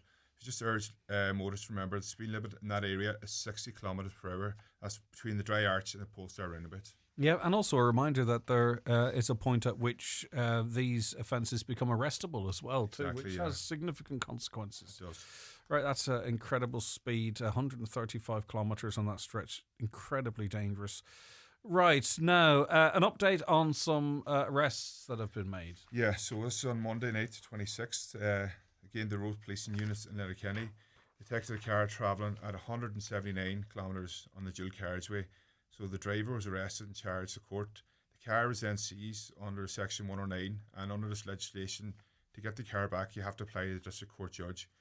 So, that's just incredible speeds here. Yeah, sorry, I didn't see that Yeah. second incident. 179 kilometres per hour on the dual carriageway in Letterkenny. Again, another arrest, car seized, and an appearance in court on Yeah. the way. Yeah, we're going in the wrong direction, aren't we? Exactly, yeah. Okay. Right, so speed kills, folks. Please slow down. Right, sorry, on to the theft instances and some arrests that have been made too, or an arrest. You have the details, Sean. Yeah, so this afternoon to Sunday, the 25th of January, Garda alerted a theft occurred at a business premises in the main street in Bundoran. Family had their backpack containing children's electronics and a woman's purse stolen from them. So the Garda arrived and viewed CCTV footage. They then arrested the woman connected with the incident a short time later, and they managed to retrieve the backpack and contents and return to the family. Right, okay. Now, is it a second incident, this on Monday the 26th? Yeah. What happened there? So it was Monday That's morning. yesterday, 26th. actually. Yeah. So Garda alerted to the fact that two men were attempted to steal money from a charity box at the chapel in Buncrana. So the Garda attended the scene and viewed the CCTV footage. So after an extensive search was conducted by local units, they then located the two men in question. They were arrested a short time later in Buncrana in connection with the incident. So they were detained, questioned, and charged before the court, and a sum of money was recovered. Excellent work. Great work, Excellent yeah. work. Right, bogus callers. Just a further reminder, they're very active as always. So They're all year round. So this is in relation to possible bogus caller in the New Mills area of Letterkenny. This is yesterday morning, Monday 26th. A man and a woman travelling in a blue Volkswagen van calling the houses offering power washing services. So bogus callers in general offer services like power washing, painting, tarmacking, or they may be offering goods for sale such as tools and generators. They prefer to target more vulnerable people or people living alone and advise people not to engage with them. So don't open your door to anybody you're not confident you know who they are. And if you have any doubts, contact Garda immediately, and we'd ask you if to retain as much information as possible, such as description of the person, the registration of the vehicle, and the direction of the travel. Any detail there helps us out.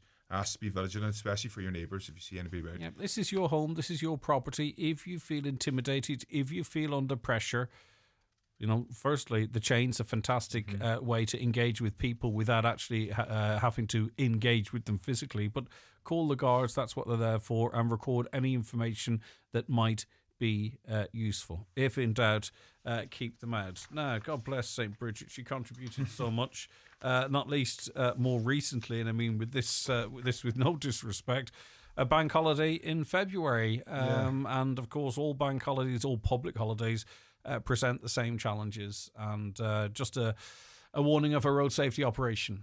Yeah, this look for all road users, be a driver, pedestrian or cyclist. We ask you all to please be careful. There always, as such, every bank holiday, there's a road safety operation in place. So, Garda be conducting high visibility patrols, checkpoints, mandatory toxin testing checkpoints, and speed checks all across the Donegal division. So we're asking people, don't drive under the influence of alcohol or drugs. Slow down, wear your seatbelt, and leave your mobile phone or have it in an appropriate place, handhold, while you're driving. And please don't take any unnecessary risks. If you need to contact us over the weekend, there's 4 stations 24/7 with Letterkenny, Buncrana, Milford and Ballyshannon, or call 999 or 112 if you need us. In an emergency. Okay, listen, thanks as always, Garda Sean Swinney. I really do appreciate your time. That was Community Garda Information for this Tuesday, the 27th of January. It's back live for you just after the 10 o'clock news next Tuesday. The Greg Hughes Show, brought to you by Kelly's Toyota, home to Ireland's best-selling car brand, combining standout styling, an engaging drive and class-leading efficiency. The search for the right mortgage isn't easy, but it's always better with PTSB. So whether you're buying, building or moving, you'll get a team of your own to help you find the right rate. With dedicated options for energy-efficient homes and an online portal to track every stage of your application, start your mortgage search with PTSB. Apply online today. PTSB. Altogether more human. Lending criteria, terms and conditions apply. Over 18s only. Security and insurance is required. Permanent TSB PLC trading as PTSB is regulated by the Central Bank of Ireland. The Hidden Hearing 7-step hearing assessment is reassuringly thorough. It's thorough, so background noise never steals the spotlight, letting every conversation take centre stage. It's thorough, so you can step back into the world with confidence. Book your 7-step hearing assessment at hiddenhearing.ie today. If you have a cough, flu, sore throat, or if you're just feeling miserable, don't suffer through it. At McGee's Chemist, we have the expertise to help you feel better. Our pharmacists and experienced staff will recommend the most effective over-the-counter solutions and give advice on how best to manage your symptoms. At McGee's, we have a wide range of trusted brands and products to help you recover. McGee's Chemist, Main Street, Letterkenny. For healthcare help and advice you can always trust.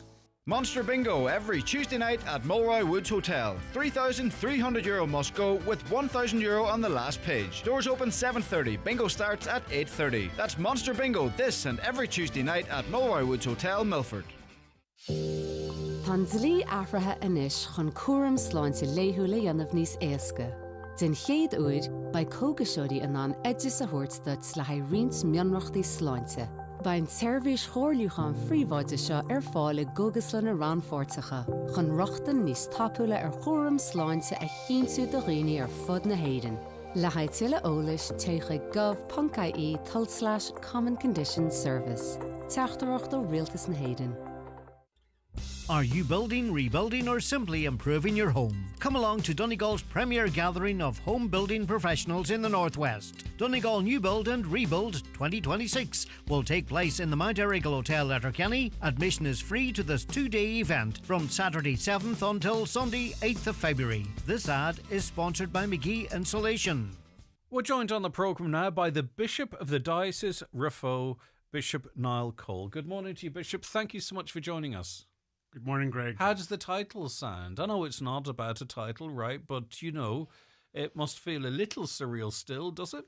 It certainly does. And at the rehearsal on Friday night, I was sort of very emotional because that's the cathedral where St. Eunice, where I was ordained to the priesthood in 1988. And so, therefore, it has always been a very special place for me.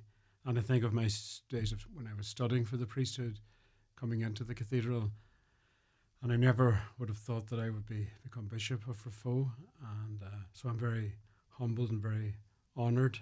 And of course, I've moved up from Kilkenny, from being Bishop of Austria. I'm not new to the episcopacy, as they say, but it's a great privilege now to be called to be Bishop of my home diocese. Yeah, that's what I was going to ask. There is a particular significance, I suppose, to be home. Yes, I think we Irish people have a particular attachment to place, to home, more than I've found in many other nationalities. So, and to be from Donegal is so particular in terms of Ireland and the Irish experience. We're not Northern Ireland, and in a way we're not the Republic of Ireland. We're not the South of Ireland. We're quite different, and we're distinctive, and we have to stand up for ourselves. I've learned that in the sense of being 3 years bishop in Kilkenny in Austria. That's very much Ireland, part of the old Pale, and they don't have to fight the way Donegal people do. They have good roads, for example. They have very good services. The pharmaceutical industry, the financial services, computers, in a way, they're developed in a way that I would love to see that happening in Donegal. But of course, we'll need roads for that to happen, yes. And so I'm praying that. Like I say, we Donegal people have a strong, distinctive identity, and it's funny too. People from down the country, if I could put it like that, I think sometimes they think that maybe we campaign and moan, if I could phrase it like that, for the fun of it. And maybe they don't appreciate some of the infrastructure and the employment and their proximity to Dublin that they have, compared to us.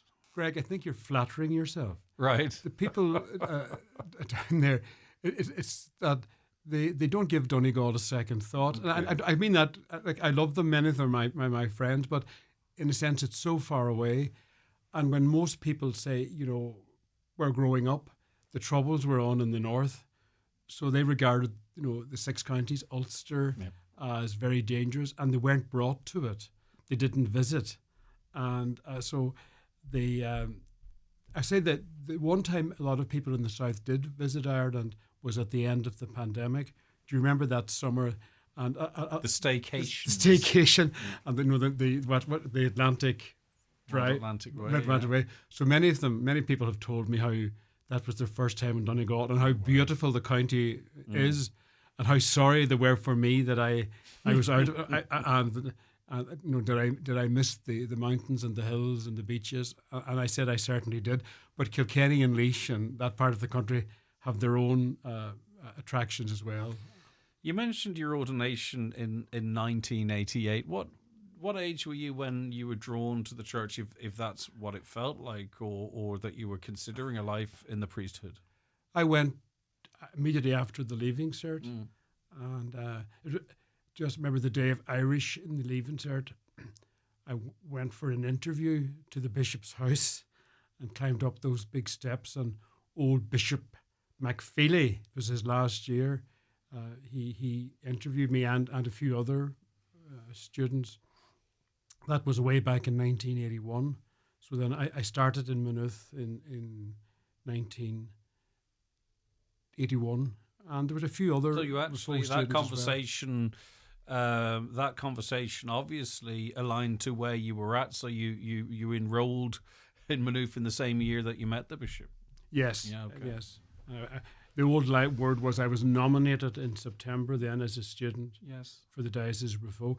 But I never thought that when I went, I said I'd go and test my vocation, to use that language. I can understand that, though. But in a way, I don't think I thought I would ever end up staying. I felt I had to give it a shot, as they would say. Was there a spiritual draw, though, at that age? Very much so. Yeah. And it's. So you felt a pull? Yeah. In fact, yes, I felt this is what God was asking of me, and in a sense, through ups and downs, I've never thought differently ever since. And did you articulate that to people around you, or is that something just with the passing of time it's easier for you to reflect on? I'm just curious as to how those conversations. That's a great question, because I don't think I would have been able to articulate that. It was just an intuition, a feeling. Yeah. I would say now, in a sense, it's the prompting of the Holy Spirit at work. But I think that shows a great maturity, even at a young age, doesn't it? To sort of know yourself, that you don't, you know what I mean, that you can keep that within you, but also as an older person to be able to reflect and know it was there. Yes, later on. In fact, that was part of my homily on Sunday, because the gospel was the call of the fishermen, and Jesus' words were to them were, follow me. He didn't say, understand me. He didn't say, these are my what I'm going to teach. And people, in the sense that those fishermen, those first disciples, they followed, and I think it's only later that they understood. And I don't think we ever fully understand this side of the grave, but you have to be open. And I often think that as couples getting married, like, what is more beautiful than a married couple who love each other through thick and thin, who are there for each other? But it's an act of trust, isn't it? Yeah. To commit your life to another person, and so it's not just what I mean by that. It's not just priests who have to discern and make commitments. We all do, and I'm just giving you that one example. I understand. Yeah, of marriage. So people can tap into that, into themselves, to understand what you're talking of in your experience. Because we all mature and develop and change, and I suppose a good marriage is about a constant renegotiation, isn't it? As people change, we have to, in a sense, continually negotiate or realign. You're like a well-thrown boomerang because you always come back. Yes. Right? So Yes. 1991 was a return to St. Eunan's College as a teacher. As teacher and chaplain. And that was me returning to the school that I had left in 1981. So it's 1989 I arrived back there. Was it I okay? was 1989 to 1991.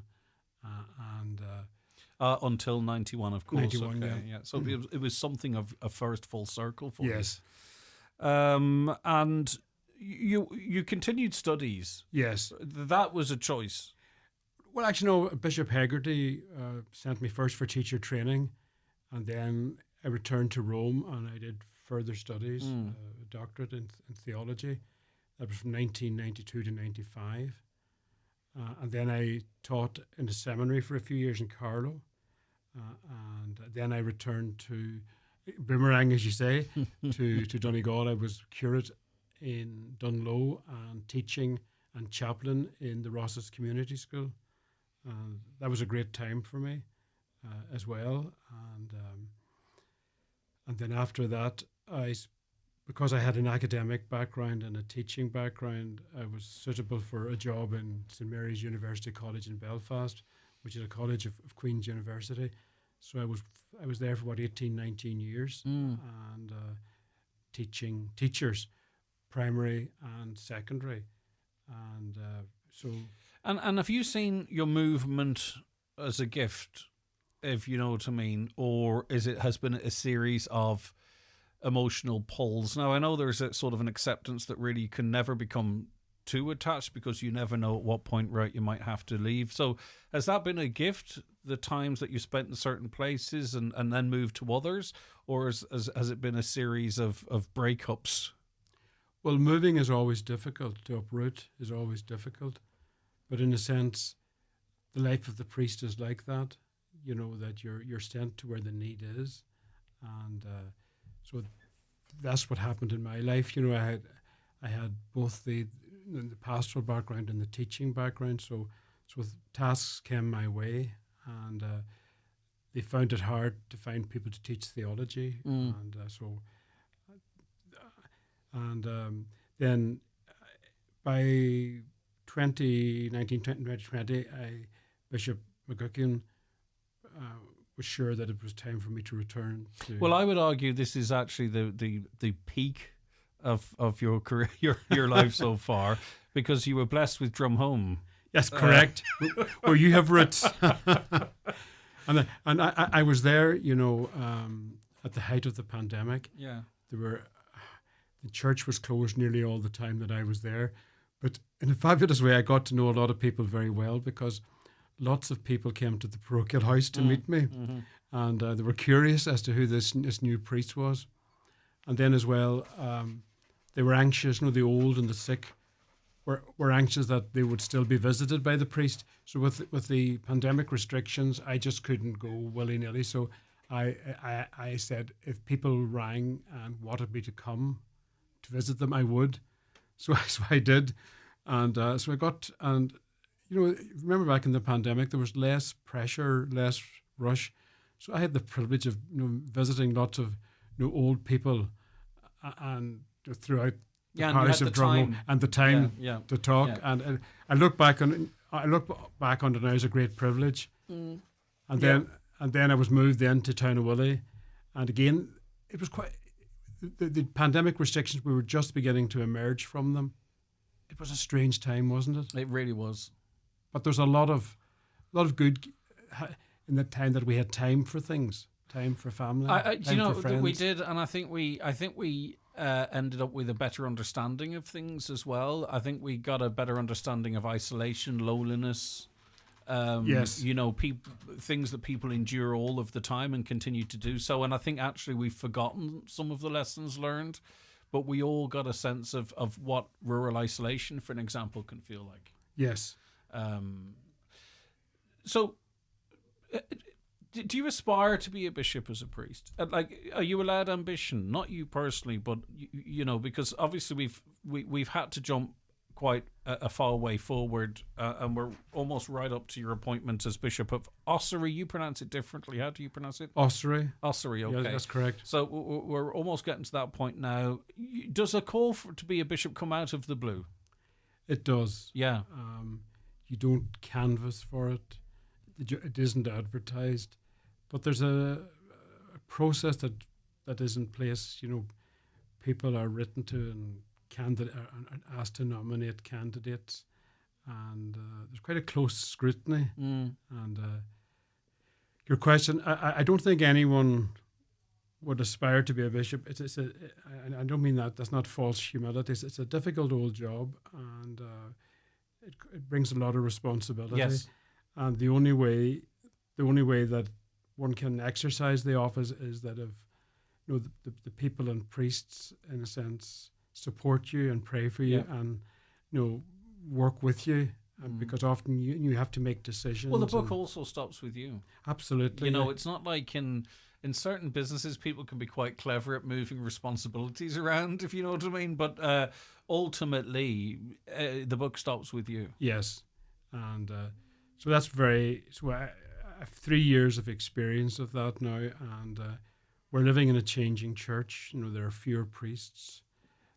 There's decline in practice, and there are difficult decisions probably that lie ahead. And like I always say about we have so many churches and chapels in Ireland because they go back to a time when people didn't drive, so how to support that network of churches into the future will be a challenge. But that being said, in Drumholme, Lahey Bar Church used to be a regular Sunday Mass, and then obviously because of pressures and what have you, perhaps not as regular, and we'll see situations in Termon and Creasla, and people would, there's been some, I think it's understanding and how things are communicated. Do you think that's important? So if you do have tough decisions about how the church can function practically, do you think communication with the congregation is important? Communication is essential, and in the life of the church today, there's a much greater emphasis on lay participation. Each parish having a parish finance committee, and then a parish pastoral council where issues are discussed. And I think looking to the future, there will be far more lay ministry, lay responsibility. And but we have to work on that together. So in terms of any decisions you might have to make, is that an ongoing process? How does that work? If it means a priest covering a couple of parishes or whatever the ins and outs of it might be, is that an ongoing work? Is that work you've begun already? Is that something we should anticipate? Well, the diocese that I'm just leaving now, Ossory, is much shorter of priests than Rafo, and they have quite an advanced project of building what they call pastoral areas. So that's where you put three parishes together, and you may have one or two priests serving those, and so there are models out there. It's not a one size fits all. We'll have to work on that. And I should say that the Diocese of Rafo, relatively speaking, has younger priests, and we have 5 students for the priesthood, which is impressive. So we're not in the same situation as, say, Ossory is. So pray that the Holy Spirit will send us vocations, and that the life of faith will be treasured in our communities and in our parishes as we look to the future.